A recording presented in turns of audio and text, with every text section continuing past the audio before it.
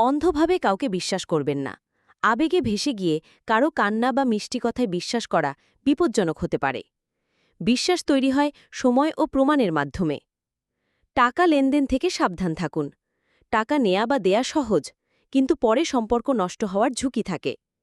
বন্ধুত্বরা আত্মীয়তা টিকিয়ে রাখতে আর্থিক দূরত্ব জরুরি। জীবনসঙ্গী বাছাইয়ে সতর্ক থাকুন। শুধু ভালোবাসা নয়, মানসিক মিল, ভবিষ্যতের লক্ষ্য ও পারিবারিক মূল্যবোধ যাচাই করে সিদ্ধান্ত নিন। সম্পর্ক নিশ্চিত না হলে পরিবারের সাথে পরিচয় নয়। অস্থির বা অনিশ্চিত সম্পর্কে পরিবারকে জড়ালে জটিলতা বাড়ে। আগে সম্পর্ককে শক্ত ভিত্তিতে দাঁড় করান। একাকিত্বকে গ্রহণ করুন। একা থাকার অভ্যাস আপনাকে আত্মনির্ভর করে তোলে।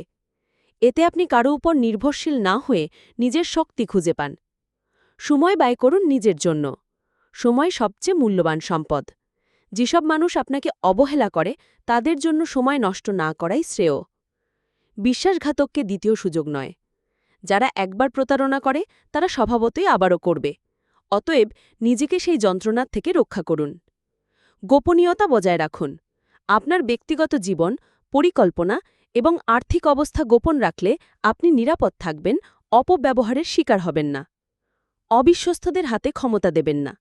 যাদের নীতিগত সমস্যা আছে তারা বিশ্বাস ভঙ্গ করবে। তাদের পরিবর্তনের চেষ্টা না করে দূরত্ব বজায় রাখুন। অসম্মান সহ্য করবেন না। যেই হোক, যদি কেউ বারবার অসম্মান পড়ে তার থেকে দূরে সরে যাওয়াই আত্মসম্মানের পক্ষে সঠিক সিদ্ধান্ত।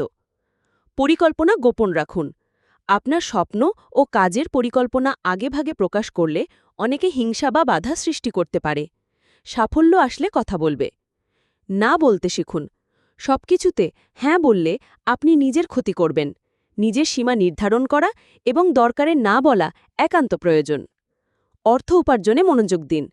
টাকা আত্মবিশ্বাস বাড়ায়, সম্মান রক্ষা করে এবং স্বাধীনভাবে সিদ্ধান্ত নিতে সাহায্য করে। স্বাবলম্বিতা জীবনের অন্যতম লক্ষ্য হওয়া উচিত। এই প্রতিটি শিক্ষা বাস্তব জীবনের কঠিন পরিস্থিতি থেকে পাওয়া।